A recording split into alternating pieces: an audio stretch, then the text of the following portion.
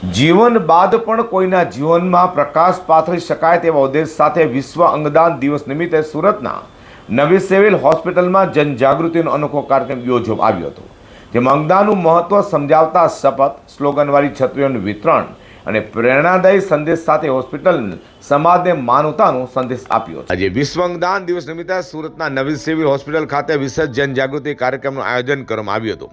કાર્યક્રમ દરમિયાન અંગદાન અંગે જાગૃતિ ફેલાવવા માટે સ્લોગન લખેલી છત્રીઓનું પણ વિતરણ કરવામાં આવ્યું હતું।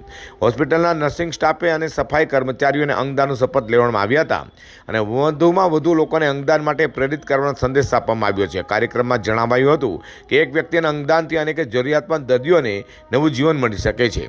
નવી સિવિલ હોસ્પિટલમાં અત્યાર સુધી 96 સફળ અંગદાન નોંધાયા છે, જે હોસ્પિટલની મહત્વપૂર્ણ સિદ્ધિ માનવામાં આવી છે।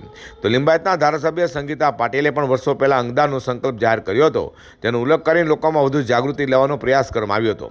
બ્રેન ડેથ ડોનેશન ક્ષેત્રે ઉત્કૃષ્ટ કામગીરી બદલ નવી સિવિલ હોસ્પિટલને નેશનલ એવોર્ડથી પણ સન્માનિત કરવામાં આવ્યા છે। આજે અંગદાન દિવસ છે। અંગદાન દિવસ નિમિત્તે અંગદાન ચેરિટેબલ ટ્રસ્ટના પ્રણેતા આદરણીય દિલીપભાઈ દેશમુખના માર્ગદર્શન હેઠળ ધારાસભ્ય સંગીતાબેન પાટીલની ઉપસ્થિતિમાં તમામ સફાઈ કર્મચારી ભાઈઓ અને બહેનોને છત્રીનું વિતરણ કરવામાં આવ્યું। સાથે સાથે સિક્યુરિટી સ્ટાફ, સંલગ્ન નર્સિંગ સ્ટાફને પણ છત્રી વિતરણ કરીને એ છત્રી પર અંગદાન મહાદાન અંકિત કરેલું છે।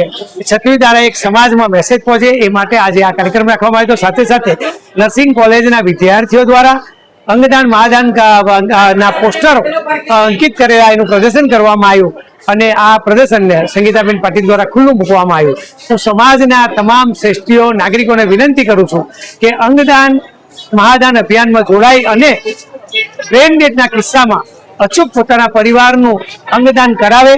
સિવિલ હોસ્પિટલ સુરત ખાતે અત્યાર સુધી 96 જેટલા અંગદાનો થવાને કારણે અનેકના જીવનમાં રોશની આવી છે। આજે ગુજરાત અંગદાન ક્ષેત્રે ખૂબ આગળ વધી રહ્યું છે। અંતે હોસ્પિટલ તંત્રએ તમામ નાગરિકોને અપીલ કરી કે વધુમાં વધુ લોકો અંગદાન માટે આગળ આવે અને મૃત્યુ બાદ પણ અનેક લોકોના જીવનમાં આશાનો નવો પ્રકાશ બની રહે।